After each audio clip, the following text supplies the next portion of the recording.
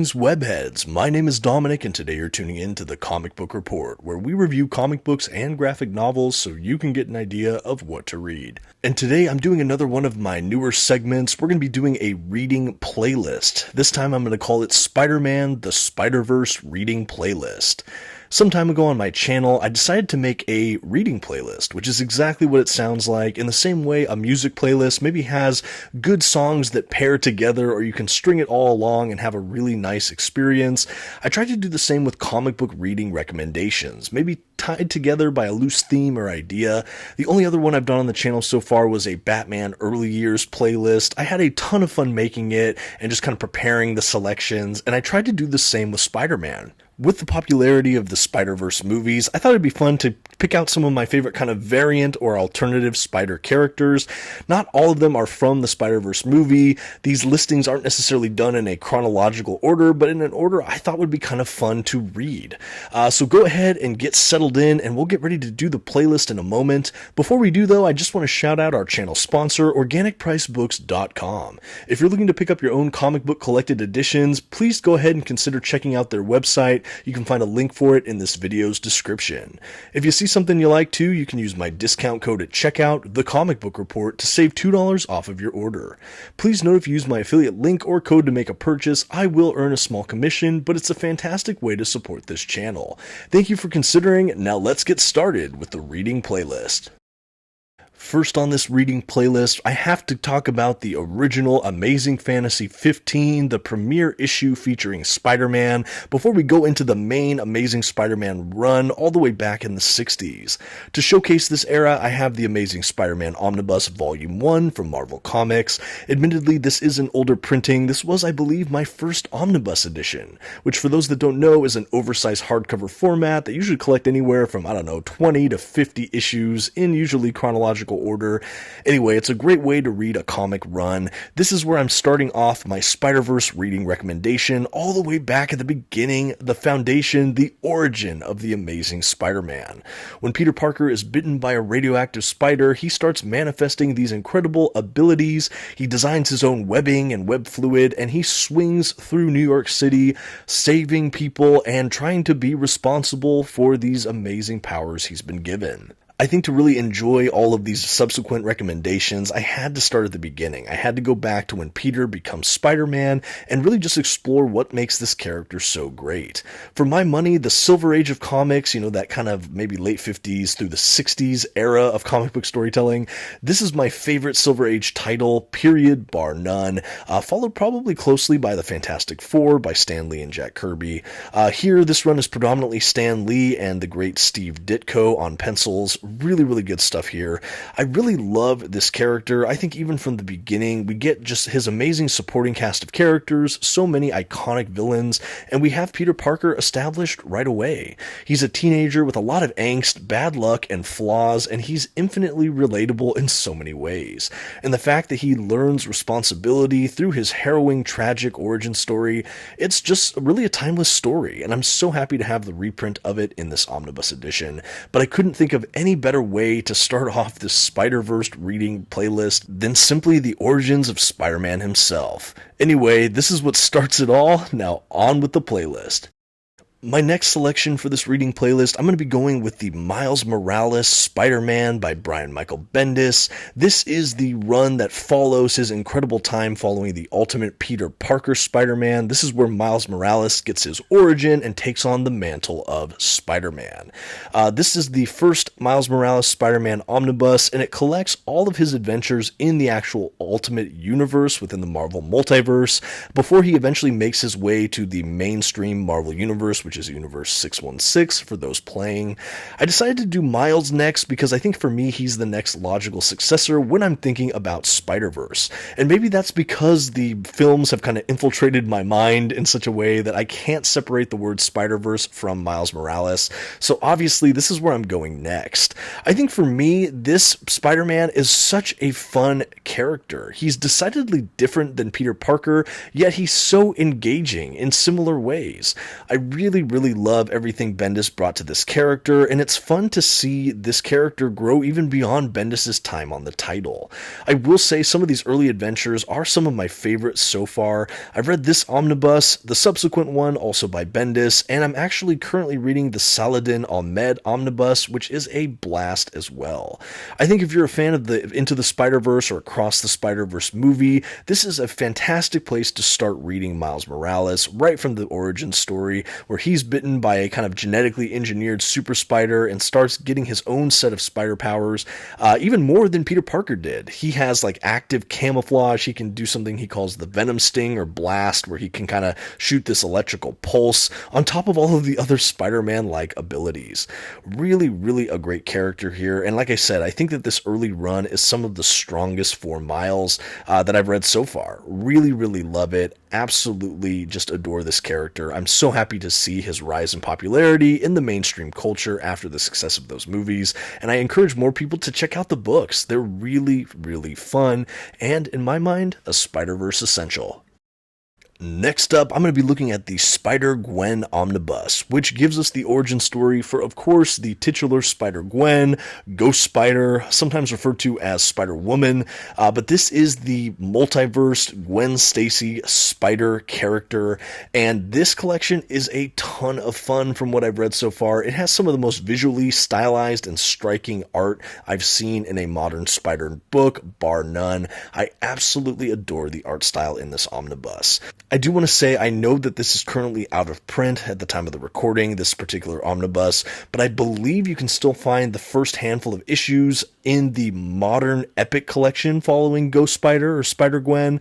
I think that was released recently, so you can hopefully track down a copy if you're trying to get a reprint of some of these issues in a more affordable format.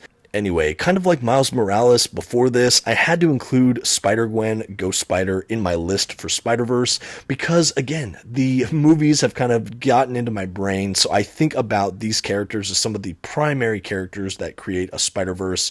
I also know she was heavily involved with some of that Spider-Verse crossing over, things like that.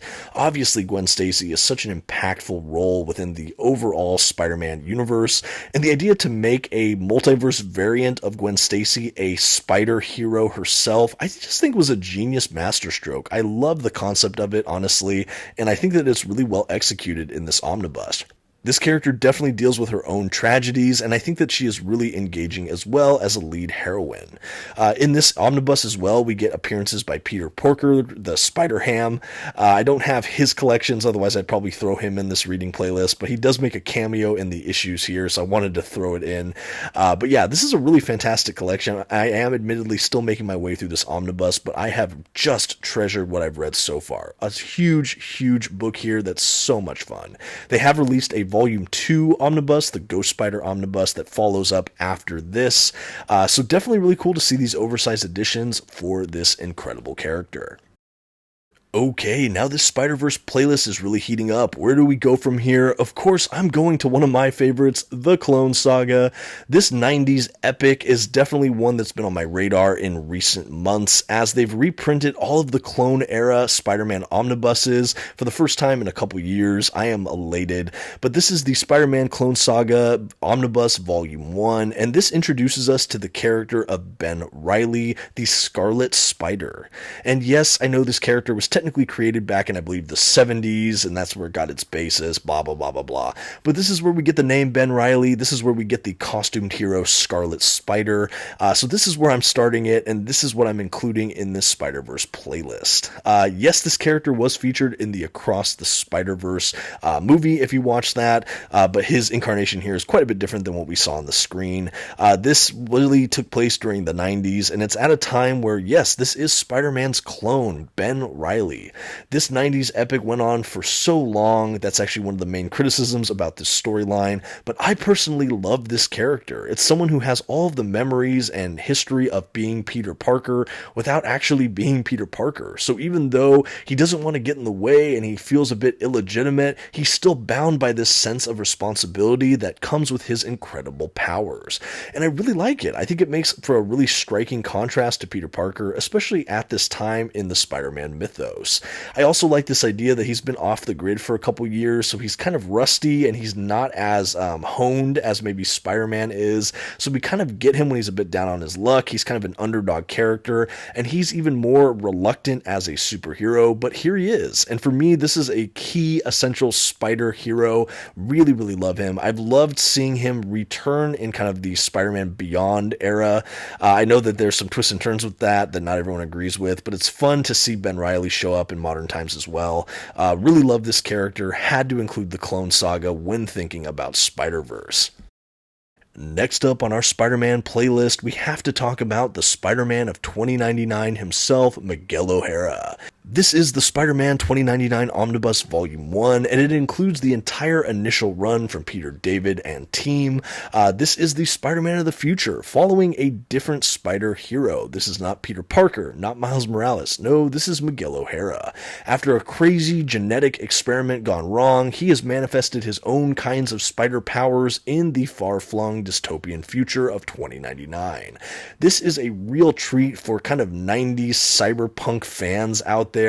This character is edgy, interesting, slightly grimdark, but I really find this run engaging from what I've had the pleasure of reading thus far.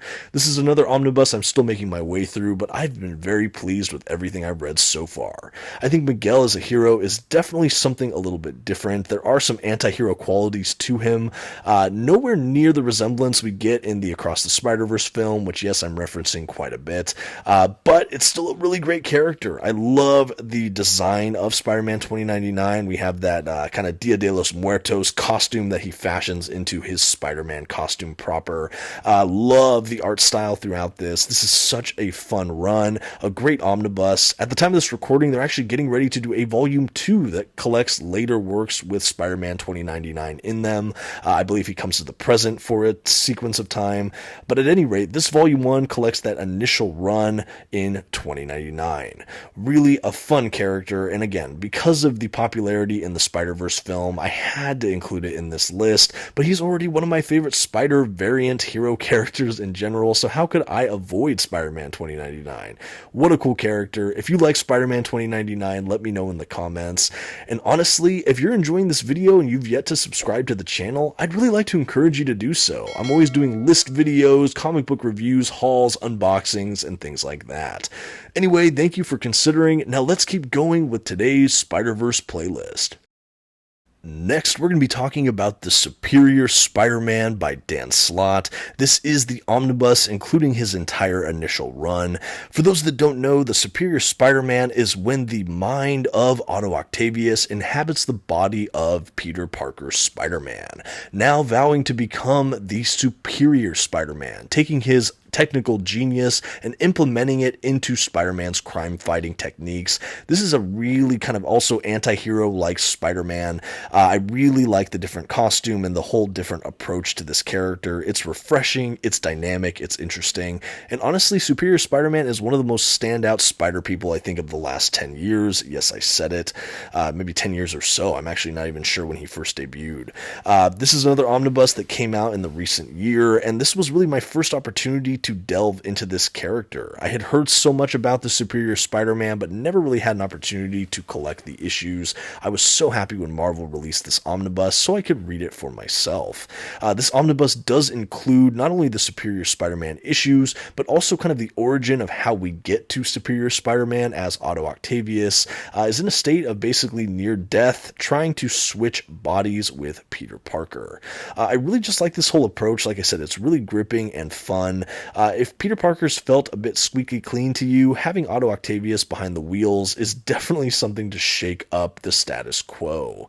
It's really fun to see Otto rise to the level of heroics in this. I think it's really made that character more empathetic and interesting. He's a longtime Spider-Man villain, but turning him into this kind of anti-hero, like I said, I just think it was a masterstroke that really pumped in a lot of fresh life into the Spider-Man franchise. This to me feels like a premise that should have been a huge swing and a potential miss, and yet somehow it landed, and I think we're all better for it. What a fun run so far that I've had the pleasure of reading, and what a great Spider-based character. I had to include it in the Spider-Verse playlist, and I think it fits really fun after the Spider-Man of 2099. Both kind of some high science fiction concepts, and just a lot of fun.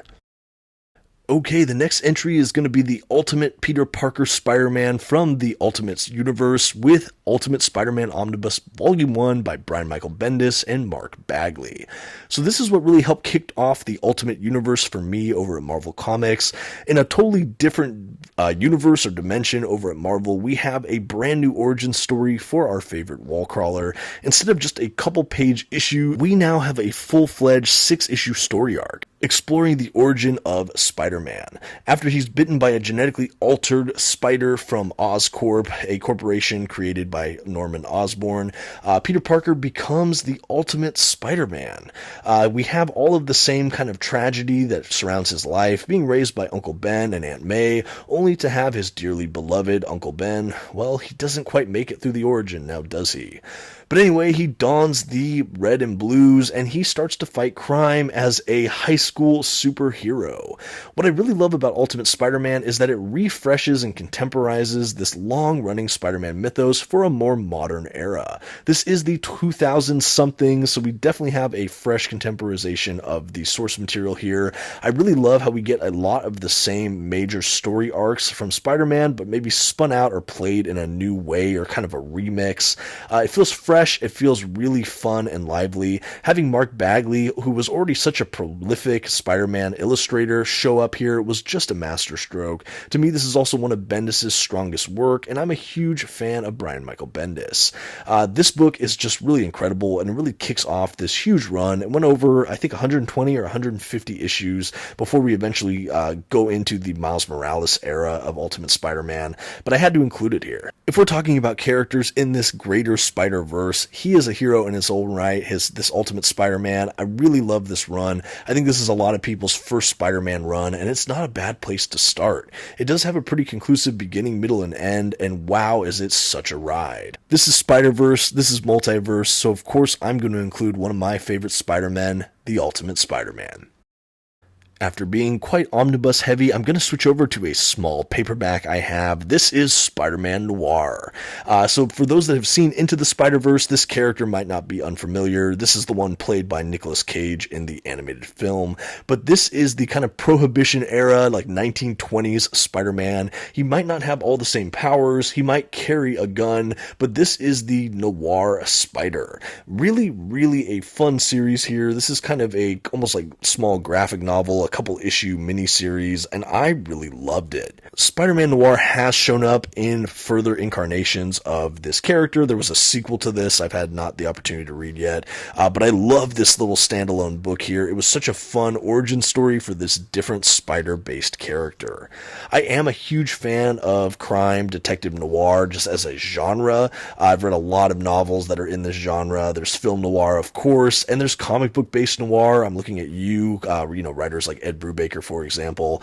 But to do this for Spider-Man, to give him this treatment, and to see so many of the genre tropes in a Spider-Man narrative, it's just so much fun. And to see that kind of 20s, 30s, maybe Depression era, it just feels like a, period piece for Spider-Man. And I think it just really, really works. There's so much in this that I could talk about. I actually did do a review of it on the channel. If I wasn't able to link it for this video, hopefully you can find it in my Spider-Man playlist. But this is such a fun one. Again, because this was also in the film, I had to include Spider-Man Noir.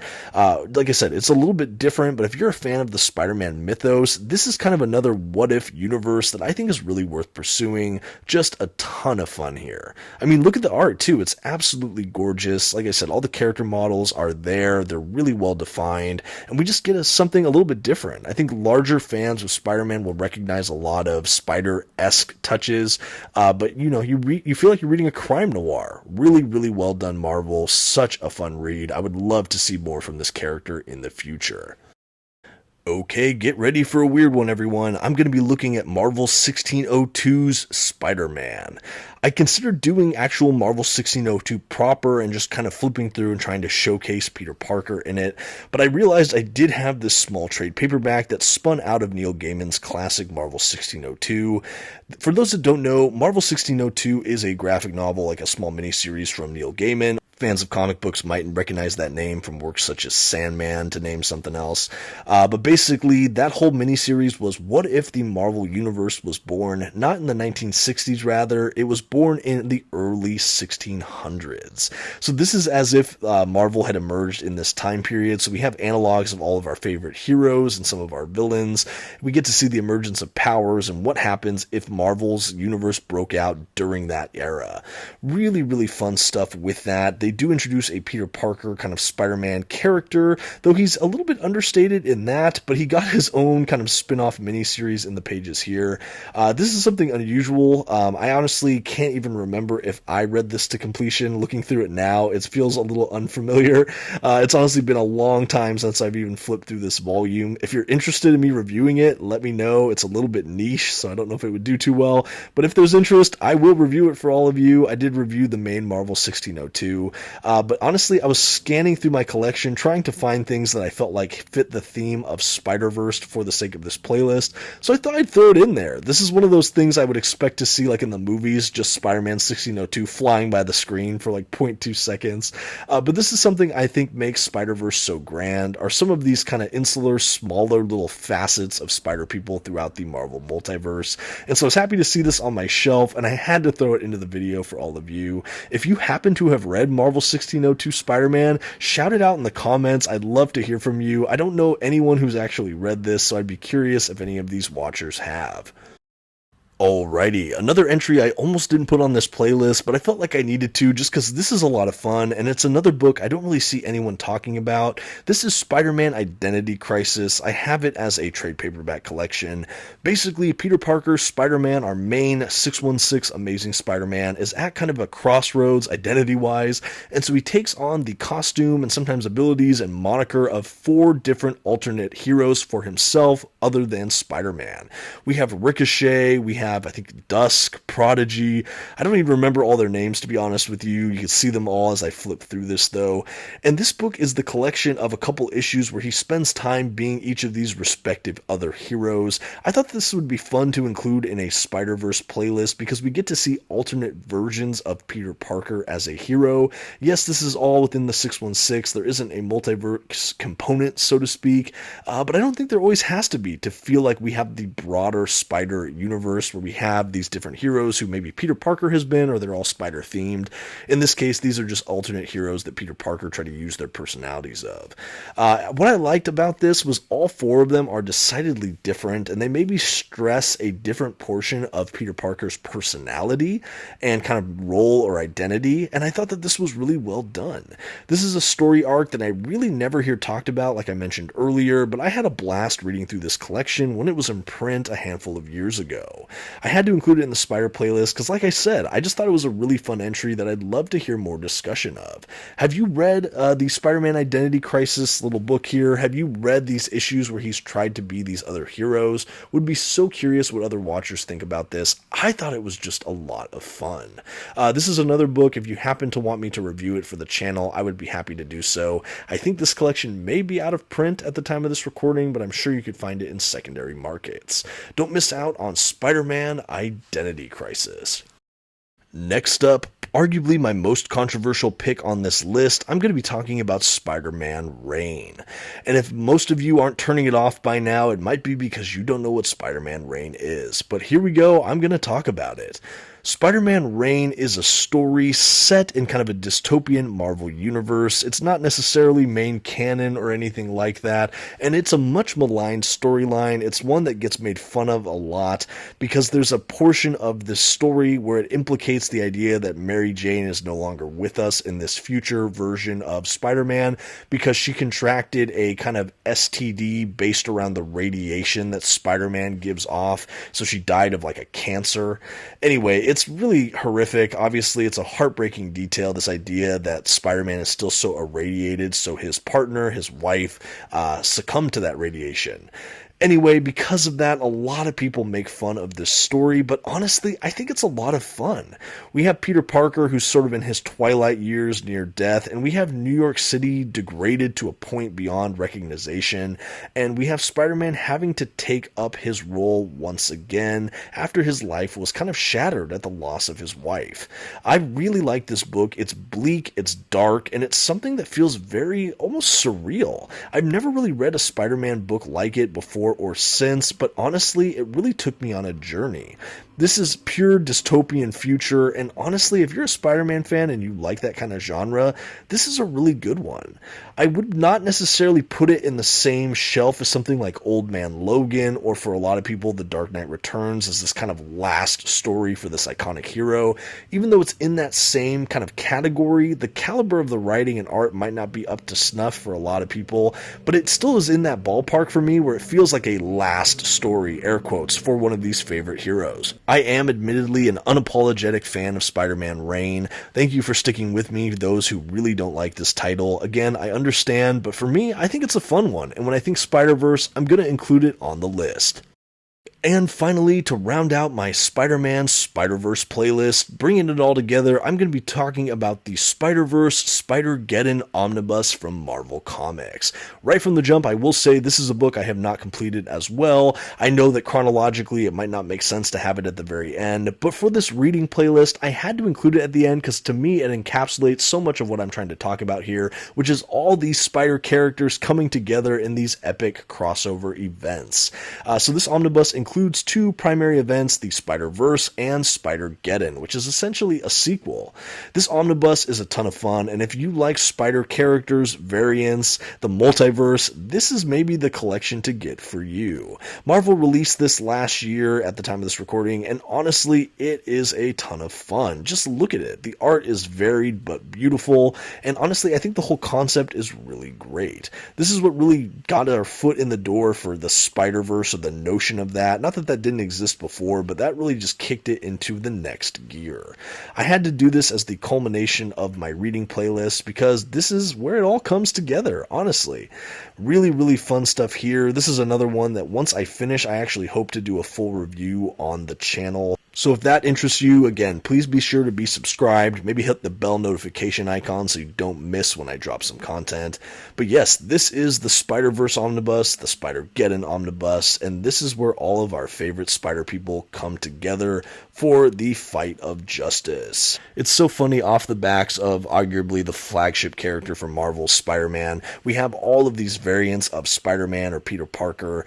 Really, there are some hits and some misses, but this is just a fascinating time to be a Spider-Man fan. And with the popularity, like I said, of those Spider-Verse movies, there's more attention on this in the general zeitgeist than perhaps ever before. And perhaps that is the motivation for Marvel releasing an omnibus such as this, but as a comic book fan, I'm just tickled pink that they did. Very good stuff, Marvel. And just like that, our Spider-Man Spider-Verse reading playlist comes to a close. For me, this was a great way to sample some of my favorite Spider-based or Peter Parker-based heroes. This was a really fun video to produce. I hope you all enjoyed it. I would be curious in the comments, if you plan to read this playlist, let me know. Let me know if you're going to plan to do it digitally. Maybe you have copies of these titles in your own library. What are your Spider-Verse playlists? What did I miss here? What do you agree with? What are you like? I'm appalled that that's made your list. Let me know all of that in your comments. Do you like this idea of reading playlists? Like I said, I've only done the Batman so far, but I had so much fun producing that, and I had a great time doing this as well. Let me know if you'd like to see future reading playlists on the channel. All of that feedback I consider absolutely invaluable. But really, thank you for your time. Thank you for your watching. It just really means a lot to me, everyone. And until next time, this has been the Comic Book Report. Don't forget to give this video a like, comment, and maybe share it with a friend. Thank you so much, and have a good one.